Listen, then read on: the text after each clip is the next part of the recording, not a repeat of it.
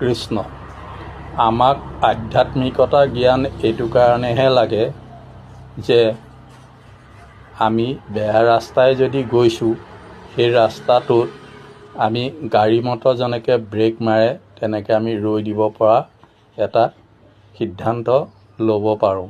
সেইকাৰণে আমি গীতা ভাগৱত পঢ়ি তাৰ জ্ঞান ল'ব লাগে। সেই জ্ঞানকে আধ্যাত্মিকতা জ্ঞান বুলি কোৱা হয়। আধ্যাত্মিকতা জ্ঞান থাকিলে আমি সন্মুখত যদি গৈ থাকোঁতে কাঁইট গিলাচ খাল ভগা দলং পাওঁ, তেতিয়াহ'লে তাক আগজাননী দিয়ে আধ্যাত্মিকতা জ্ঞানে।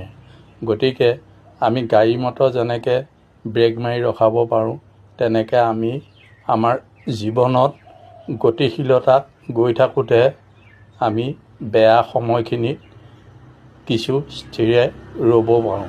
আৰু স্থিৰে ৰ'ব পাৰিলেই পুনৰ সময়ে আমাক সুন্দৰভাৱে আগুৱাই লৈ যাব।